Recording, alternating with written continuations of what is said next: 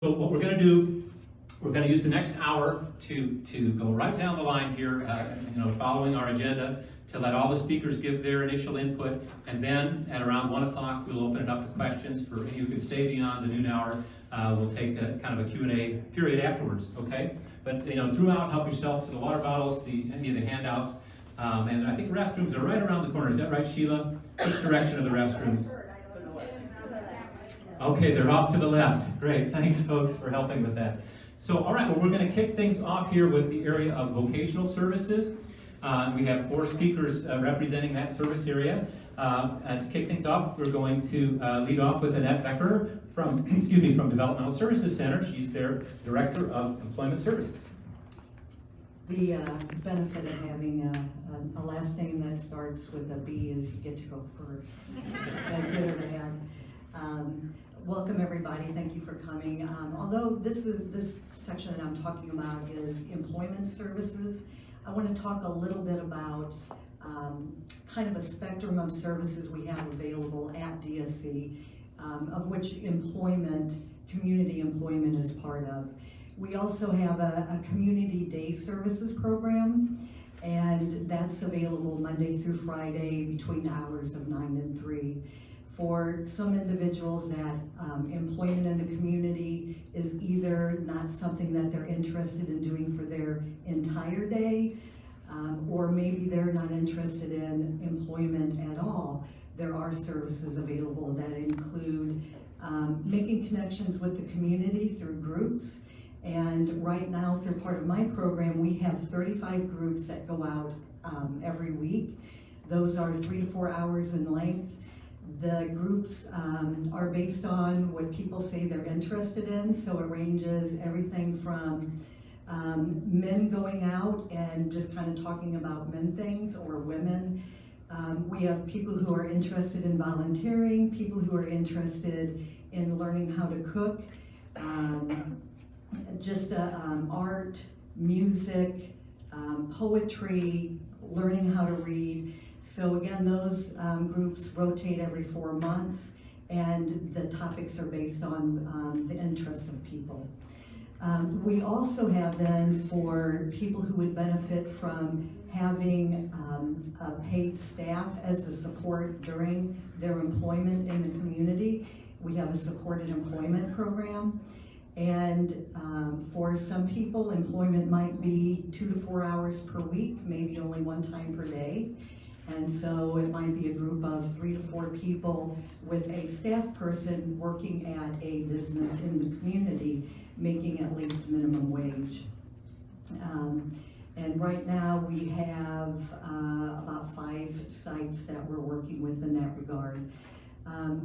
Then we also have our competitive employment, which is based on looking for a job based on what each person is interested in doing and what their strengths and support needs are.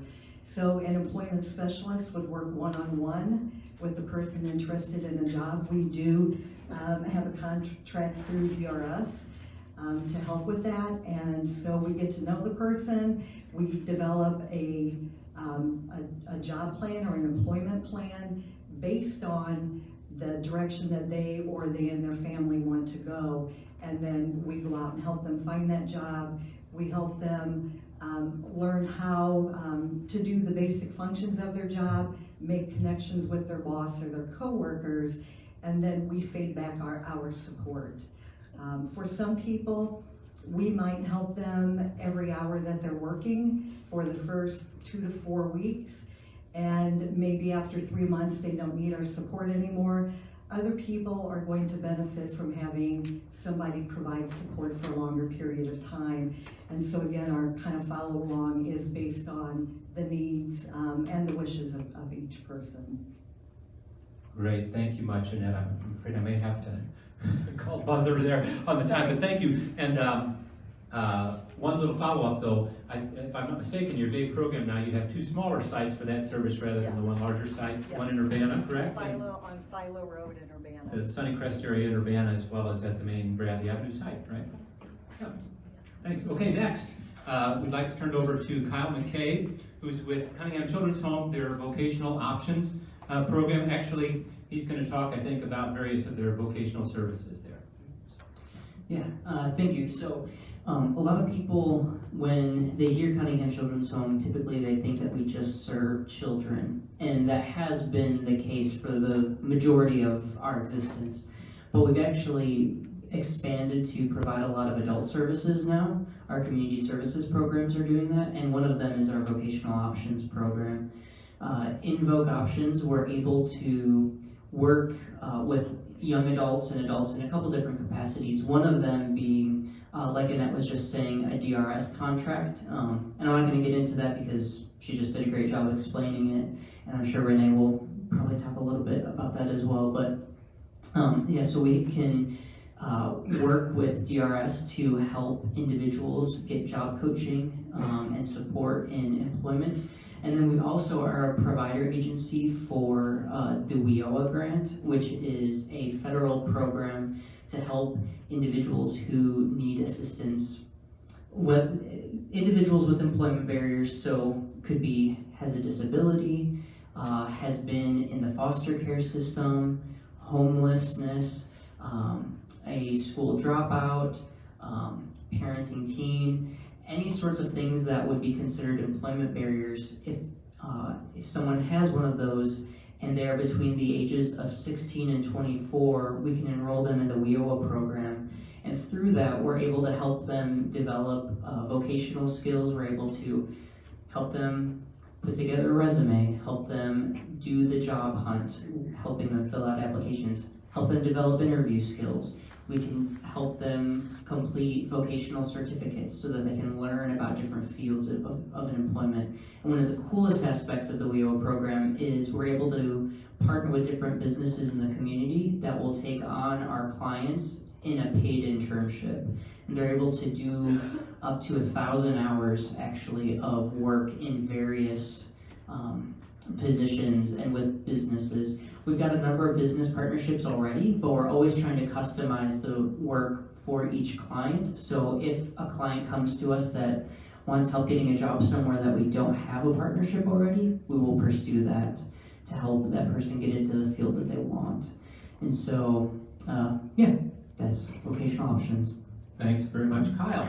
And now, and Kyle gave us a nice segue also into our next speaker, who is Renee Stamberg. And Renee is a rehabilitation counselor with the Division of Rehab Services. So when we talk DRS, that's what we're talking, is the State Division of Rehabilitation. And Renee's gonna share some info with us about her agency. My name is Renee Stramberg. I work with the Division of Rehab Services, like Jim was saying, and I am not usually the one who presents at these things. Michael Bryant is usually the one. He does the STEP program in the schools. So I left his information on the back table, as well as the STEP information that we have provided with the state. But our program is the federally funded program who supports people with disabilities to either get or keep a job. So within the high school, we work with anyone who has special education services in the high school, either IEP or 504 plans. So we work with various disabilities, all disabilities, and we help them either get a job through the STEP program, and that's where the counselors in the school will provide job training and job experience within either the school or outside of the school on another campus. And we provide the funding also after they graduate to go to school or work. So we are the funding to work with these wonderful job vocational agencies. And we just have to have a goal for the person, and we go from there. Thanks much, Renee. And now we're passing the baton to Ashley Withers. By the way, this grouping, we have a couple of our TPC committee members in, Kyle and Ashley, so just use this opportunity to thank them. Like I said, a number of our panelists actually have helped put this together. So Ashley, if you would, help share with us some of the vocational services at Community Choices. Yeah, so I'm the lead employment specialist with Community Choices. So we serve adults with developmental or intellectual disabilities that are 18 and over, or they have been they've completed either school or young adult programming through our local high schools. So we work with individuals that are looking for jobs. We start with a discovery process. So that's about 4 to 6 weeks of really working one-on-one with that individual and their support system to identify things like skills and interests, and then we work in assisting them with finding jobs. So we really expect everyone that's part of that team to have an active role in their job development. I think if you think with the first jobs you had when you were younger, a lot of times you probably knew somebody to get those jobs. And I think that's really important as we move into adulthood as well. We do recently started a job club. So this works on, meets twice a month, and works on things like soft skills, communication, professionalism, resume writing, interview practice, things like that. And then we also do employment support. So that's kind of developing the tools and supports needed for people to be independent in their jobs. And we also job coach. So for the length that they need job coaching, our hope is that everybody eventually is independent in their job. And then just to work with people on expanding those job roles as well. So if they've been in a job for a while or wanting to learn a different role or a different task, we can kind of come back in and help those individuals as well. And the last project that we actually have is in partnership with DSC. It's called LEAP, Leaders in Employing All People. So this is a collaboration that we have with them to educate Champaign County businesses on kind of what it means to be more disability inclusive. So when we have businesses that are willing to hire people, it makes our jobs a lot easier in helping those people find jobs in the community. So to date, in the last about 3 years, I think, we've certified over 65 businesses in Champaign County. And we also provide some trainings and education resources to families that are kind of interested in employment but aren't quite sure how that process works here in the community. Thank you much, Ashley. Now, before I introduce Sheila, I just want to put in another little commercial. I mentioned the Disability Resource Expo as people were coming in. If you're intrigued by what you hear today and you'd like to get more info and get a chance to, interact more face-to-face nature with some of our panelists or others from their organizations, please plan on going to the Vineyard Church in Urbana on Saturday, March the 30th. So it's just 3 weeks from tomorrow. It's from 9 a.m. to 2 p.m. We'll basically just really, kind of fill the space there at the Vineyard with over 100 organizations will have booths there. So it's a ton of information in one spot. You can come anytime during that 5-hour period to get information. And like I said, lots of these folks will be actually manning booths at that event, and if not, there will be others from their organization that you'll find there, plus some other organizations and providers. So that is an event coming up, and again, there's information, there's a brochure there that has the schedule of events for the day at the Expo, plus some posters. If you have a place you can, and there's both Spanish and English language posters, so if there's places you can display those, including our panelists, please take some on your way. So that's just a commercial break in case anyone had to leave early. Wanted to make sure I got that in. So now moving on from vocational services, we've had kind of our vocational service group to kick things off. We're going to now move to table number 2. We should have called this the U-shaped table instead of the round table, right? But you can kind of imagine if this filled the room, we'd be round, okay? So Sheila is with the Allen Ryle Company, also I think known as Residential Developers. I'll let her clarify about the name of her organization, but she's going to talk about their services. She's their clinical director. Hi, so I know that we're sort of throwing out a lot of acronyms and different ways that we have our language in disability services. So one of the things that I find helpful, because the services that our organization provides are very specific, but yet I look around this room and we interface with everyone else. So for Allen G. Ryle Companies, we're actually made up of 3 companies, and it's under that umbrella that I'll be talking today. Residential Developers is one of the companies, and we have 24-hour group homes in the Champaign County area. We also have another company, Developmental Foundations, that has a number of group homes in the Charleston area. And finally, we have Specialized Developments, which is a ICFDD, so an intermediary care facility for individuals, a little bit larger. It's our last one, as we've been downsizing and making sure to have more accessibility within the community, and it's in the University Park area. So our company ranges from the oblong Charleston area south to University Park, Cessna to the north, and then Danville to Lincoln. So we have a number of homes, some in small towns, some in larger towns. So some have fewer choices, And I have to say that Champaign has quite a variety of choices, which could be overwhelming for families. And so I say that today because really, if a family member is interested in looking at 24-hour group homes as a possibility for aging out, it does require learning about the services and knowing what best meets your family's needs for supports and the individual's needs for quality of life, employment, or activities during the day, whether it be Special Olympics or job club or so on and so forth.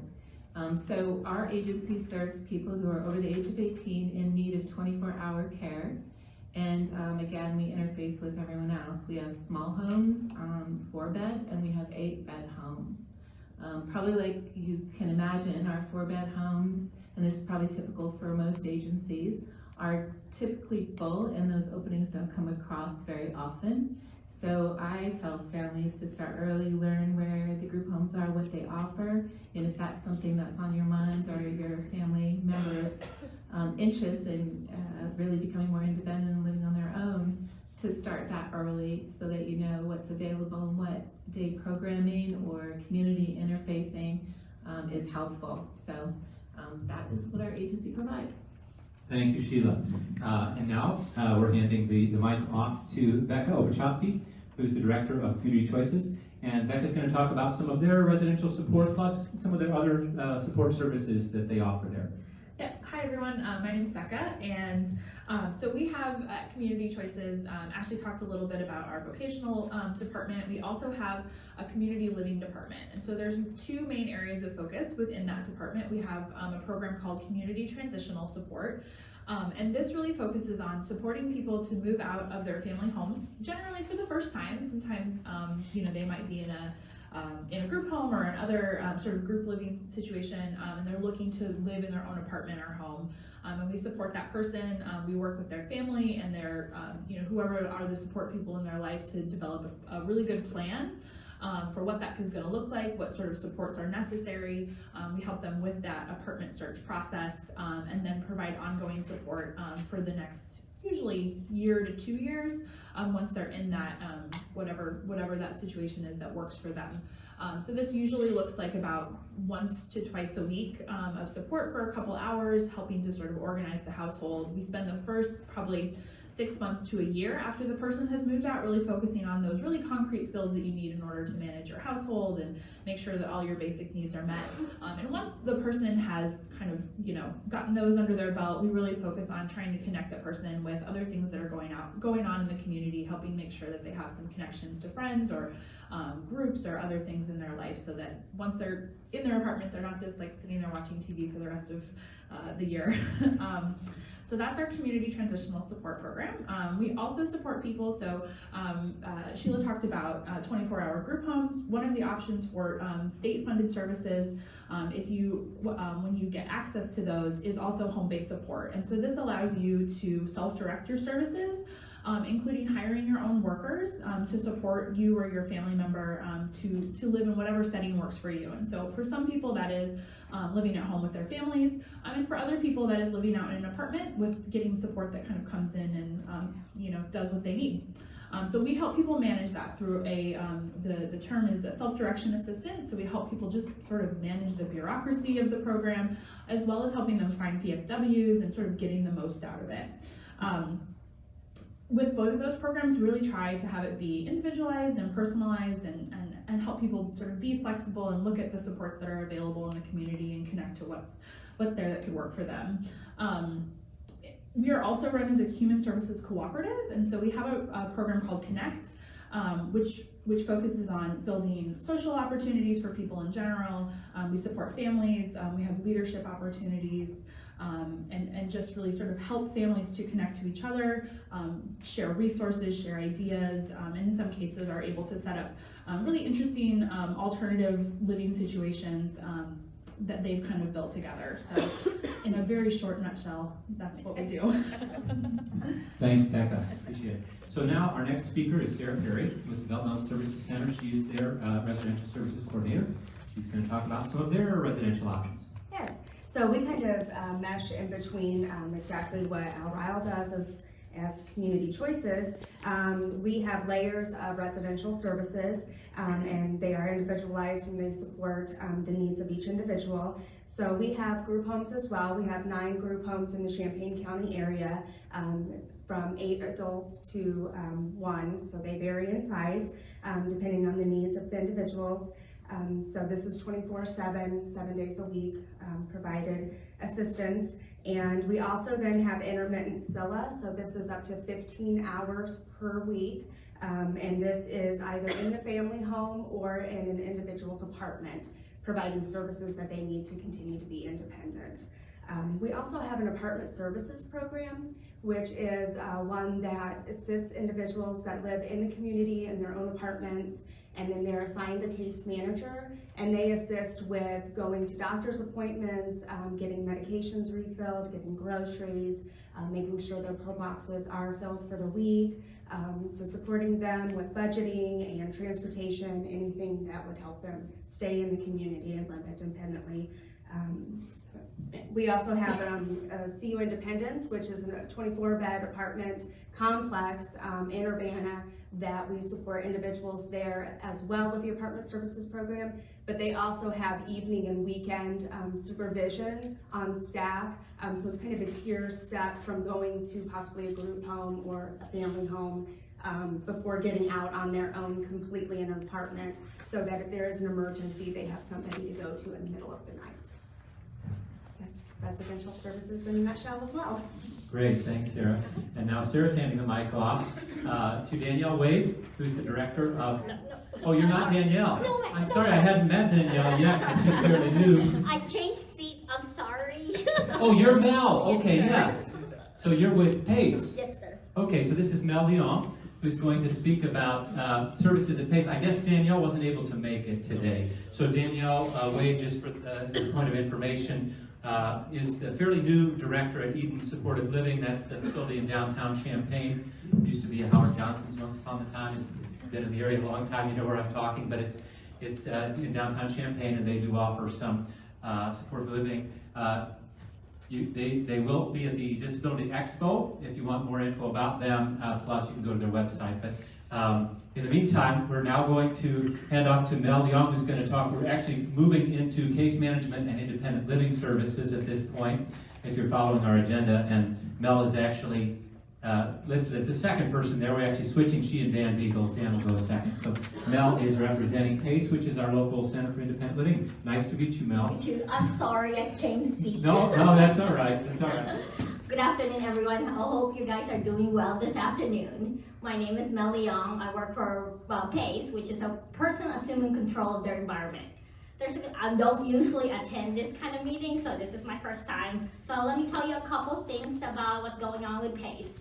We have a youth transition coordinator that usually would go to different high schools and work with a lot of consumers about their life goal plan to transition, work with their IEPs and stuff. So if you want any more information about that, you can definitely call PACE. You can definitely call PACE and touch base with him. But he's more into all the high school and connect with a lot of the young students and try to kind of coordinate what their life goals are. Like, for example, building your resume, building employment opportunities, stuff like that. He's the guy that you want to talk to.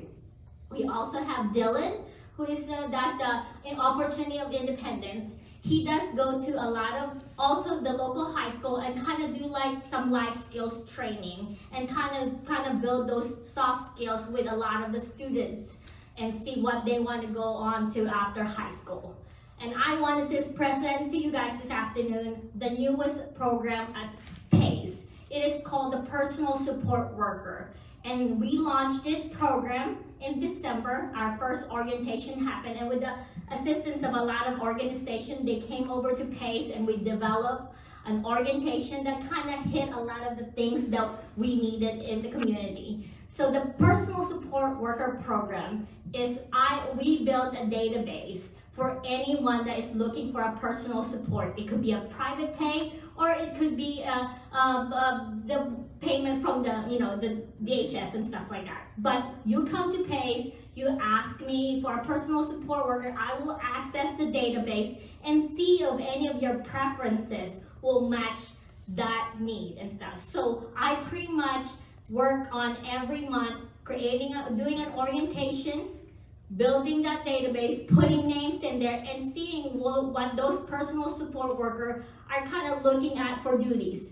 But then I meet with a consumer and try to see what their preferences are, and then I'll try to match you guys between the personal support worker and the consumer. After that, you have it is a self-directed assistance, so that means the consumer has the complete control of hiring, interviewing, or anything else, training for that personal support worker. But my job is kind of like build that database, doing a monthly orientation, consumer coming into PACE, kind of meeting up with you and trying to see what your needs are and kind of trying to match you guys and seeing. So every time you call PACE, I could give you 5 to 6 names, and from that process, we can kind of eliminate certain candidates because I have created already a database at PACE that kind of answered basic questions that you are kind of wondering. Like, for example, preferences, if it's a female or a male, or are they allergic to cats or dogs? So those kind of things I kind of try to eliminate so that when you do your interview for a personal support worker, there's more things to ask, more questions that you would think to answer after that and stuff. So if you have any questions, don't hesitate to call me on PACE. Thank you, Mel. Thanks very much. And I'll just mention too that Mel's colleague Dylan, who she mentioned, is part of our transition planning committee, and he has also done some great work in the schools helping students develop self-advocacy skills and some other adult life skills, so that's great. Okay, and now we're handing on to another of our committee members, Dan Beagles, who's with UIC Specialized Care for Children. He's going to tell about some of their services. Hi folks, thanks so much for coming out. I really value the opportunities to talk about my program, what we do, and potentially just reach somebody who might benefit from those services. So over at Division of Specialized Care for Children, we have 2 separate programs, and I'll kind of explain those and how they pertain especially to transition in this case. So the first one is called our core program. Both programs focus on kind of medical illness, chronic medical illness, and how to assist the youth and their family in transitioning through whatever period of life that is, whether it's early life or in this case transitioning from high school age on. And that can look like a lot of different things. Basically, we just want to act as supports for the family. That can mean advocating for the family and the student at IEP meetings. That could be helping them navigate through all of the headaches or intricacies involved with insurance. Also, transitioning youth, sometimes it's very difficult to find, an adult medical provider that you trust. So we can also assist. I'm proud to say we have pretty good relationships with different providers in the area, and we are a statewide agency, so sometimes in more rural areas where the providers might not be really convenient or close by, we can also assist in helping people find those resources. Just a quick last thing I want to say is because we are a federal and state funded program, we can provide some tangible financial assistance for families. So if a youth transitions out of the home and let's say they're living independently or semi-independently and they're in need of something like a ramp inside their residence, or they might need help coordinating transportation to and from medical appointments, that's something that we're also happy to assist with. So it's hard to explain everything, but bottom line, as a social worker and representative of this agency, I just want to help. So thanks a lot. Thanks, Dan. And yeah, Dan's agency, I can give a little testimonial. It really helps some of our students who have severe medical conditions, through that, them and their families. All right, next up we have Ron Bribriesco. I shouldn't have to look at my list, Ron. I've known you a long time. So Ron is with Developmental Services Center, and he's going to talk about some of their case management services. So I'm going to briefly talk about 3 programs. Case management for individuals who attend or participate in DSC services.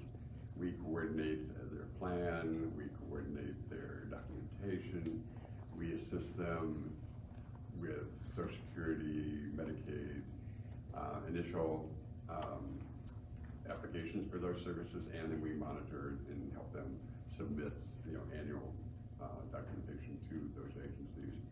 We also help coordinate housing vouchers and just about anything that you can think of in the community, everything from food that they might need and go to different places for that, medical care, we help coordinate that. Internally, again, we help coordinate the plan. There's each individual who comes to DSC has a case coordinator or case manager, and they will help the individual with their life needs in such that what programs they do want to participate, how, and we'll work with the other areas of DSC to make sure we have a cohesive plan that we can best support that individual in what they hope to do with their life and find community participation. Another program that we oversee in case management, we have a clinical program. It's very small. We help folks with psychiatry, counseling, psychological support, and those folks, our psychiatrist comes to our building twice a month and works with individuals. Then we have counselors who are community-based. I think we have 8 counselors at this time, male and female, so the individual goes to their office, but we help pay for those services. And then if someone needs psychological to qualify for state services or other services, we can also help, and we have a psychologist who is excellent and provides that support for us. And the last program I want to speak quickly about is the individual and family support program.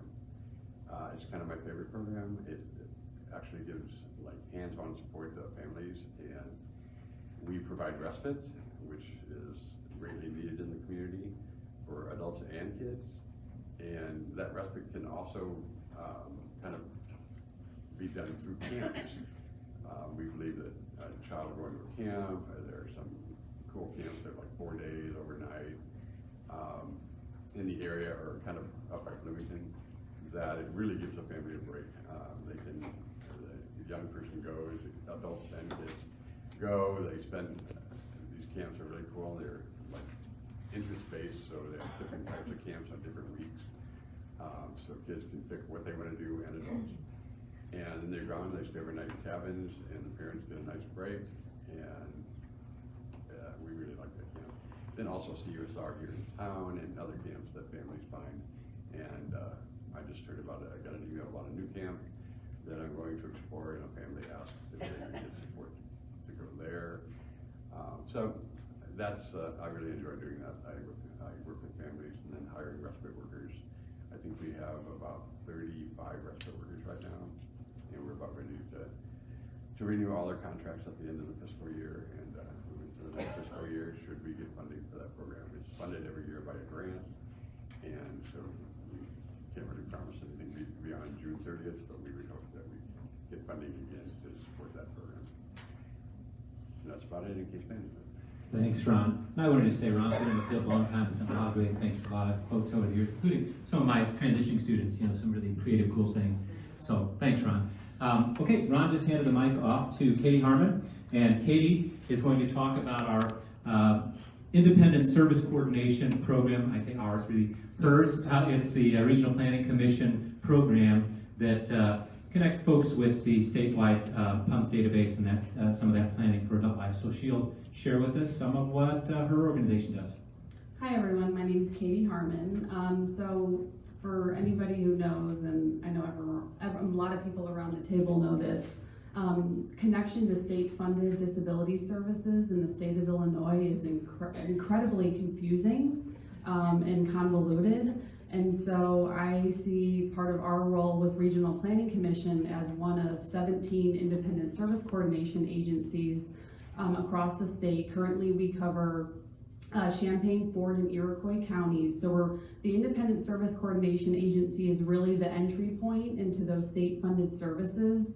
And so I see our role as helping we like to attend outreach events like this to really help demystify services and really be an advocate for connecting to services that you or your loved one family member needs. So as far as kind of first stop here, we manage the local PUNS database, which stands for Prioritization for Urgency of Need for Services. It's a confusing long name. Essentially, that's the state waiting list to get connected with state-funded Medicaid home and community-based waiver services. So that's really the first starting point to get connected to services. Excuse me. There are a couple different categories in the PUNS database based on the need of the person. Those I won't get into it in too much detail, but those categories and regulations have recently changed. Many of you might know Mary Rasher here in the audience. She's the main intake person for PUNS, doing initial eligibility, getting you registered, doing your annual updates. So if you don't know Mary, you'll want to know Mary.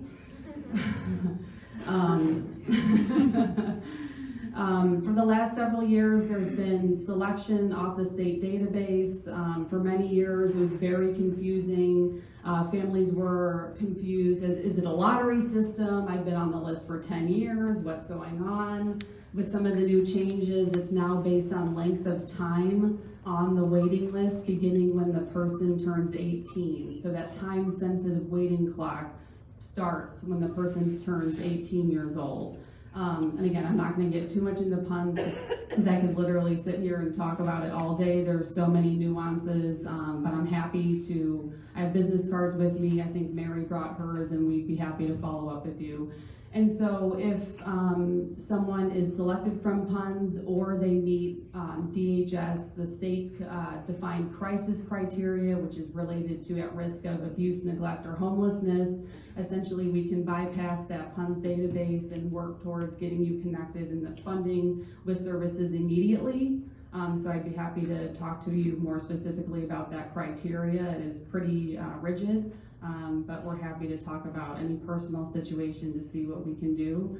And then finally, part of our services is once someone gets that state Medicaid waiver, home and community-based funding, most of our families are kind of split between looking at SILAs or 24-hour group homes or getting home-based support and hiring personal support workers in the home, and we work really closely with a lot of the agencies around the table to get them connected to the services. So we really, our role is presenting all of the available community options and agencies and informing kind of just what's available and out there, and then encouraging families to make that choice, meet with the provider agencies, get to know more information and see what services would be best for them. So we're also responsible for monitoring their satisfaction with services. Once the funding is received, you'll meet with us at least twice a year, most likely more, to again ensure satisfaction with services. Our role is for ensuring the safety and health and well-being of persons that are getting the services, and so on and so forth. That's a very brief nutshell. But then I just wanted to mention quickly, we also have a different kind of set of funding and programming through the Champaign County Developmental Disabilities Board. So we have part-time transition consultants who are also here, Sheila Krein, who helped organize this, and Sarah Wilhelm, both on the transition planning committee. And their titles are transition consultants, and they really can go in the schools to help with transition planning into adult services for individuals with intellectual and developmental disabilities. They can help with case management support. Ideally, we like to meet with families before an IEP meeting to kind of get just so they understand what the process looks like. We can attend IEP meetings as an advocate or just additional support, and again, and work with the school, and we've worked with many schools closely to help with that transition planning piece. So that's another service we offer. Thanks much, Katie. I'm glad you recognized Sheila, because if you hadn't, I was going to at this point in the program. Sheila was the chair of our subcommittee that put on this event. Sheila, if you would raise your hand again, please, just so people know who you are. And I think you saw Sarah's hand go up also. Yeah. So we are really lucky. Just again, just a little commercial break here. We're lucky in Champaign County to have this service. You know, you look throughout the state, and it's very rare to have two transition consultants like Sarah, Sheila, and they both have great knowledge base and are very helpful to. Have already helped many families, and if you need that service, please seek it out through Katie's office. So, and thank you, Katie, for going after that grant and setting that service up. You in your office. It's a great thing we have here in Champaign County. So, and thanks for explaining about fun. I'll also use this as an opportunity to say, if your son or daughter or student has an intellectual or developmental disability and they're not yet on the PUNS list, please, please, please, get with Katie's office and go ahead and get them on that list. Even if you're not sure you would want to utilize the funding, you can't ask for it down the line if you weren't on that list. So it's just really important to get on that list. Plus, it's kind of a doorway into some various adult services. So, all right, thanks, Katie. Next, we have Christine Klein, who's also on our transition planning committee as well as our expo planning committee. Christine is with Rosecrans, and she's a very specialized case manager for folks who have a dual diagnosis of mental health issues as well as developmental disability. So she's going to talk about her services. Good afternoon, everybody, and I think Jim has just told you everything about me, so I'm just going to pass the mic. So yes, I work at Rosecrans. I'm a specialized case manager for the dual diagnosis, meaning you have to have the intellectual disability as well as a mental health diagnosis. I work at Rosecrans as the case manager, meaning in the community support field. So I help those that are 18 or over. They can still be in school, they can be out of school, as long as you're 18 and meet those qualifications. I'm there to help you, and I can help you with anything in the community. I can help you in your home, I can help you in the community, I help with finances, I help with grocery shopping, I help you with your benefits, I can help you learn to cook. Whatever you want in the community, I can help you with. I help you with getting your bus pass, helping you learn the bus routes. Again, if it's in the community, I can help you with it. As long as you're dual diagnosed and are eligible for services. That's it, dual diagnosed case management at Rosecrans. Thanks, Christine. And also a little known fact, Christine's also a music therapist by training, and she has some drumming circle programming she does with her clients. Cool, fairly new development at Rosecrans. And we will be at the expo. They'll be at the expo performing at 1 p.m. on stage. Yep. All right. Well, thank you so much, Christine. And now we're going to shift gears into our next service area, which is post-secondary education services. So first we have Brian Seaman from the UI, DRES, their division for, I've got to get this correct, make sure I spell it. It's the Disability Resources and Educational Services. DRES also, it's easier. All right, so Brian, if you would tell us a little about your services at DRES.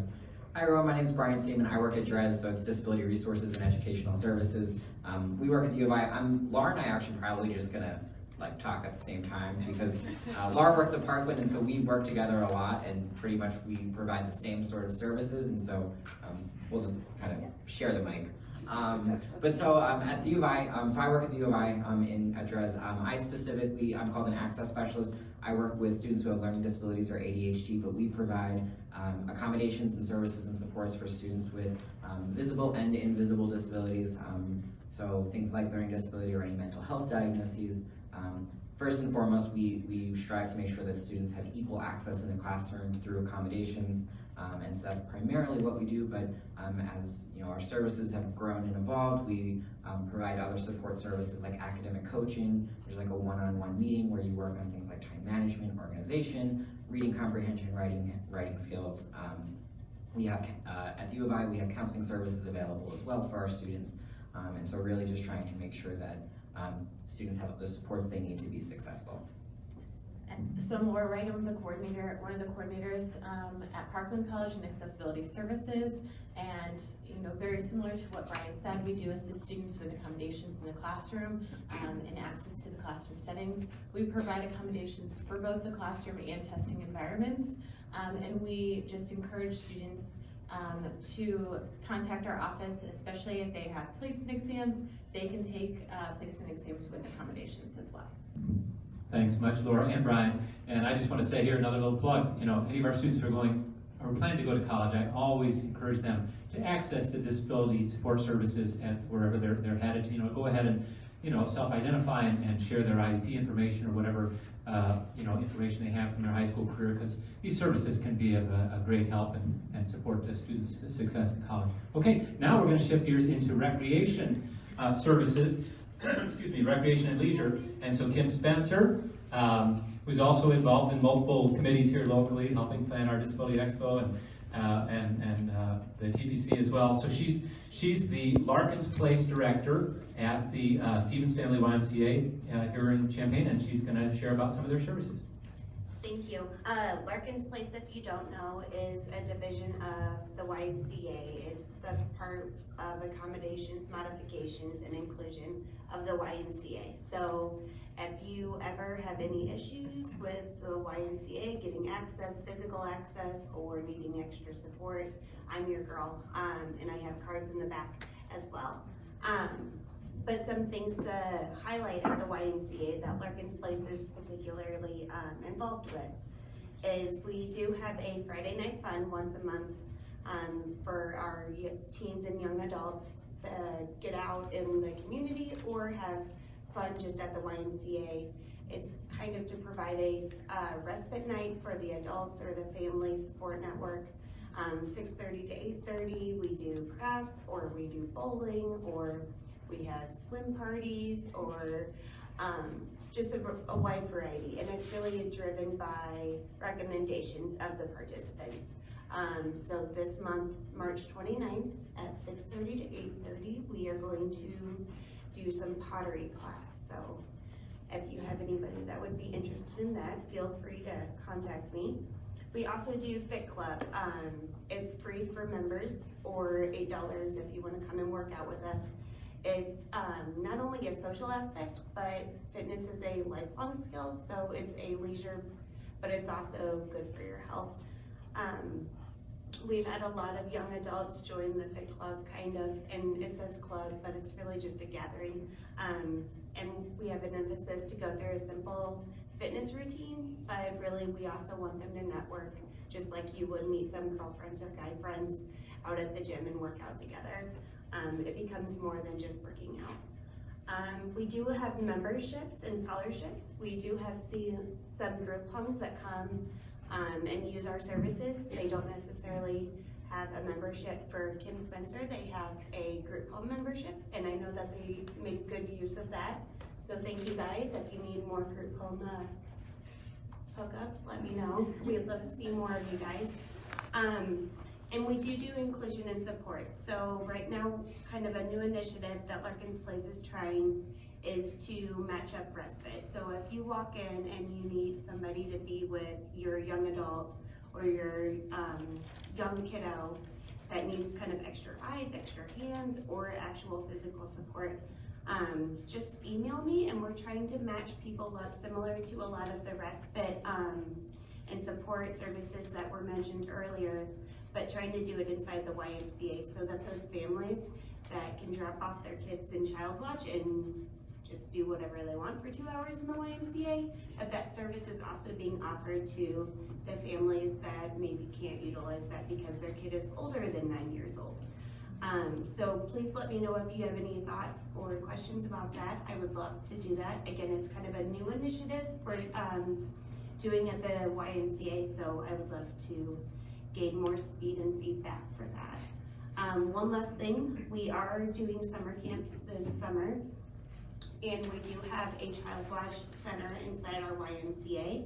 Both of those would be great opportunities if you know of any young adults that enjoy working with kids, to put in an application. I've had other young adults that need a little bit of job training, but we're really great inclusion counselors or summer camp counselors or work in child watch. So also let me know if you know of anyone for that. Thank you so much, Kim. And I want to just say too, a number of our former students have gone to Y for, programming, or also for employment opportunities like Kim mentioned there. So they've had really great open doors for our former students. So thank you, Kim. So next, I would like to introduce from CU Special Recreation, we have Rachel Voss, who's their Adult Services and Special Events Coordinator. And I also want to mention that Rachel's colleague, Grace Rolnicki, has served on our TPC as well as the Expo Committee. So Rachel, I'll let you tell us about what you do at CUSR. Hi, like I said, I'm Rachel Voss. If you've been through CUSR in the last 3 years, I was previously the receptionist, but I have now started transitioning over to adult coordinator and special events. We provide a wide range of activities for individuals with disabilities at CUSR. We have our youth sector, which our standard after-school summer camps. We have 2 summer camps that we have for youth for 4 kids only, which is 6 years old to 12, and then Camp Spirit, which is 13 until they graduate high school or the young adults program. And then we also have other respite fun programs in our youth sector, like Parents Night Out, Friday Night Fun, different things like that. We also have a very large adult section where we have different special events, like they go to a Chicago Bulls game and lots of sports stuff, honestly. But just various different arts things that we go out do in the community, as well as 3 weekend overnight trips to various locations. Claire back there went to Niagara Falls with our participants last summer. And we also have athletics, and we work very closely with Jackie and Special Olympics as well. We also, the other section that we have would be inclusion services. We understand that not every participant is appropriate to place in a CUSR setting. Some just need a little bit more assistance, and they would be perfectly fine working in a mainstream setting, such as with the Champaign Park District and Urbana Park Districts. So we provide a one-on-one inclusion assistant just to provide a little bit more support when needed, which is how I started, so I love inclusion. One of the things I really enjoy about CUSR is we have a goal set for each one of our programs that we would like to meet, whether it's buddy handling skills or gross motor skills, things like that. My favorite one is building new friendships, especially individuals starting in our youth program. They grow up and keep their friends all the way through until adulthood. And it's one of my favorite things. I'm Facebook friends with a lot of them, and so seeing them hang out at a basketball game outside of any of our programs is awesome, because that's one of our goals. So yeah. And Thank also you. there's CUSR stuff back there. Great, thank you, Rachel. And I just want to put in a little plug too for the people, you know, CUSR, there's a tax base in Champaign, Urbana, but you still offer the memberships for people outside the district. I think it's $50 a year to get in-district fees. Yes. Is that still the case? So yeah, so if you live outside of Champaign or Urbana, tell us a little more about that. So we have a resident pricing versus non-resident pricing for our programs. So if you can pay a $50 to receive resident pricing for a full year for that one participant. We also do have scholarships available, but they have to be residents of Champaign or Urbana that pay taxes towards the Champaign or Urbana Park Districts. But that scholarship program is for up to 50% of the cost of all of our programs, and transportation as well. We provide transportation for our adult participants too. Great, thanks for clarifying that, Rachel. And I think, you know, it's often well worth it to do the membership because it may pay for itself with just one program. Especially summer camp. Yeah, especially for the summer camps. So, all right. And we also had a nice little preview about our next speaker, Jackie Walk, who's with Illinois Special Olympics. And folks, we're in the home stretch here. We're at our last table, and then we'll open it up to questions. But we don't want to, you know, cut you guys short. You know, you still have your time. I think we'll be okay here. So, Jackie, if you would please tell us about what you do with Special Olympics in our area. Well, Special Olympics, a lot of people kind of don't realize that we have something going on all the time. I get the question of, so when's Special Olympics? It's like, well, what sport you want to talk about? We offer up to 19 different sports. We serve, our traditional athletes are 8 years and older. We do not have a maximum age. But those that are 2 to 7, we have a young athletes program, and that is actually a mixture of our Special Olympic athletes and their peers. So it's an athlete and a non-athlete. So that's a different program, but 6 and 7-year-olds are able to join and compete at certain Special Olympic events as a young athlete. It's our way of preparing them for Special Olympics and work on their motor skills and different things like that to prepare them for competitions. But like I said, we offer 19 different sports. We have community teams, we have park district teams, we have group home teams.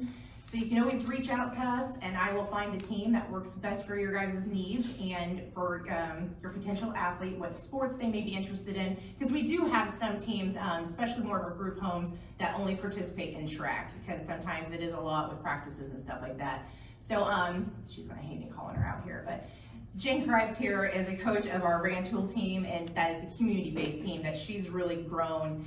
So we have a lot of community teams that are various ages, and that helps a lot because once they age out of school, they're not able to participate with their school teams anymore. So the community teams that help us, we are free of charge, except for like park districts, because they have paid staff. They provide transportation and meals and stuff like that.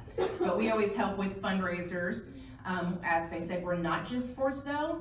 We are actually getting ready for our big Polar Plunge fundraiser tomorrow. But we also have a program that's really cool for athletes. It's called our Global Messengers.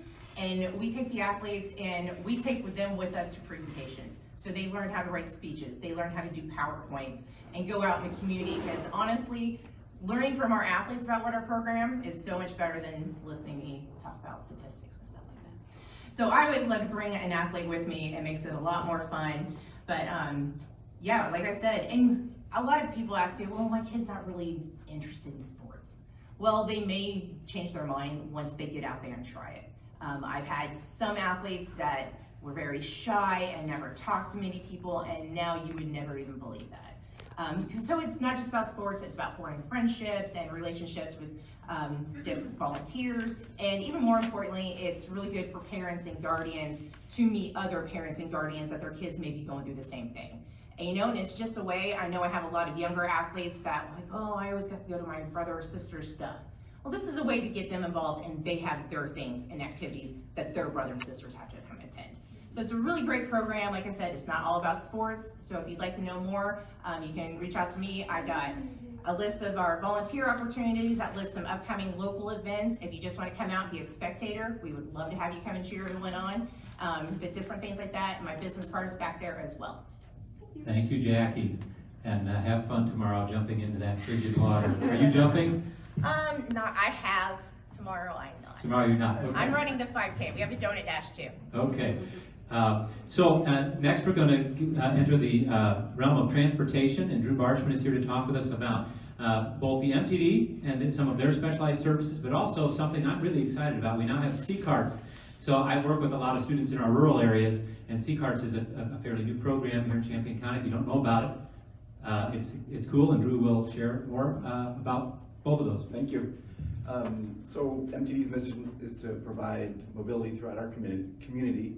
And so we have a couple different programs that try to achieve that for different needs.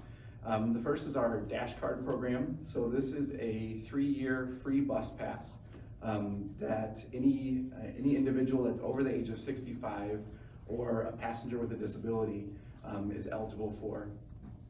It's good for free transportation on any of our fixed route services. The second, so anyone that is eligible for that Dash Card is also eligible for our half-fare cab program. And so what this is that throughout the course of a year, MTD has a couple participating taxi companies that we will split that taxi fare with the individual up to a certain dollar amount throughout the year. That service is only eligible on days that we are operating service. So there are 7 days throughout the year that there is no bus service, and so individuals aren't able to access the half-fare cab program at that same time. But for all those other needs, when riding a bus may not be an option. Third, we also provide our ADA paratransit service. This service is designed for passengers that for any nature of disability is not able to access our accessible fixed route service. There is an application process that is associated with this service, and that allows us to assess the needs of the individual and figure out how we can best serve them. And fourth, as Jim mentioned, a little bit newer, MTD is the operator of C-Carts, which is the Champaign County Area Rural Transit System.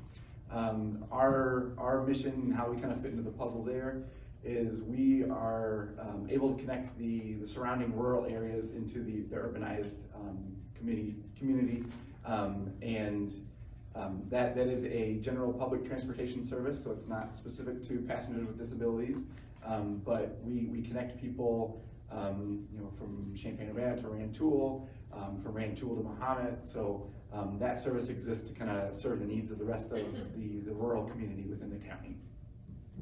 Thank you, Drew. Yeah, and again, CCARS, I just want to say thank you, because a number of my former students use that to get to jobs, to get to appointments. It's really a cool service, and it's reasonable. It's $2 a ride, correct, if you have a disability, so it's very affordable. All right, now moving on to our final service area, last but not least, certainly, mental health services. And so we have Julie Cartel from Rosecrans.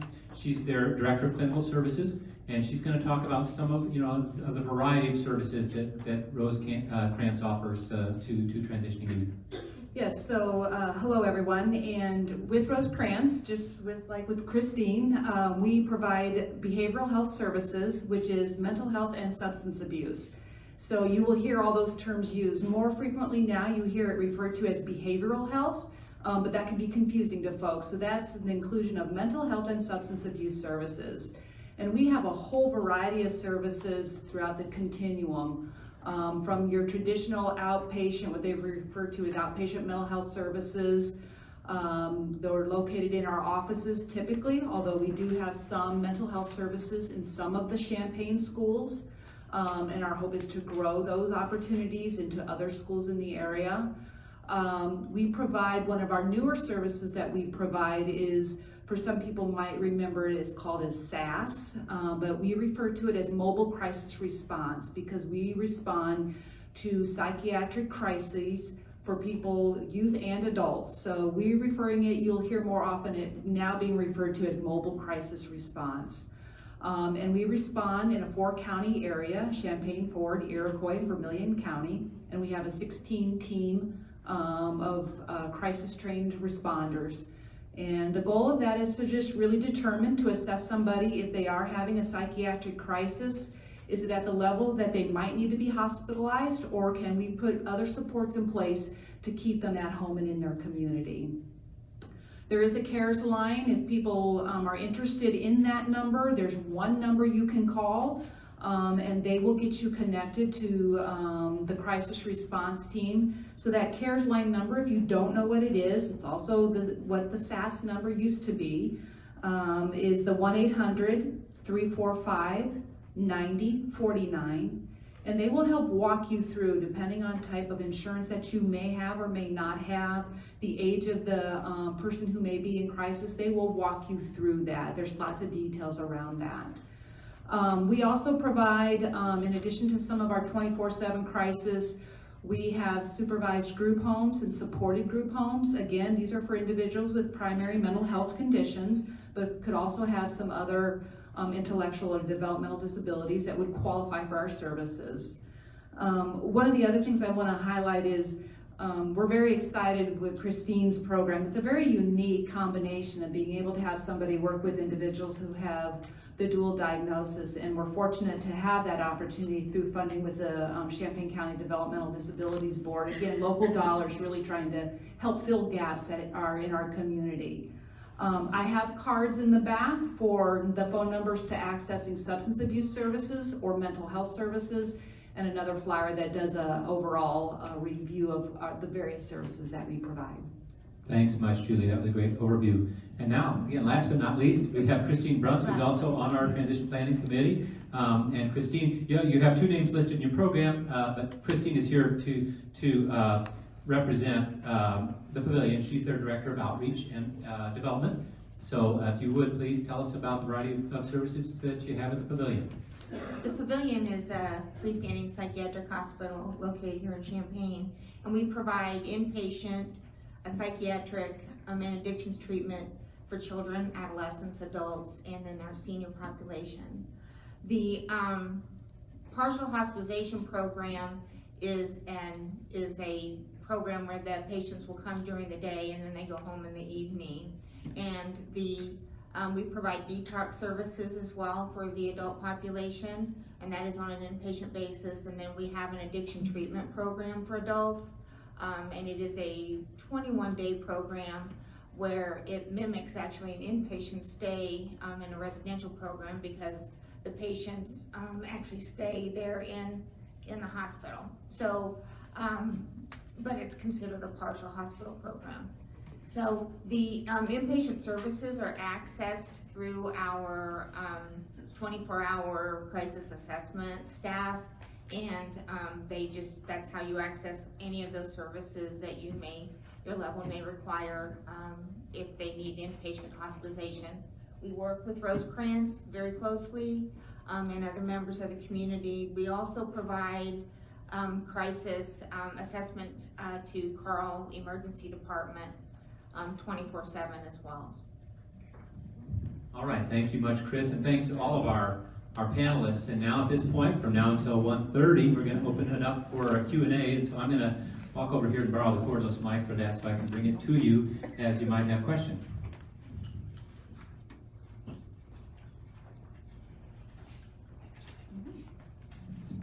All right, questions for any of our panelists?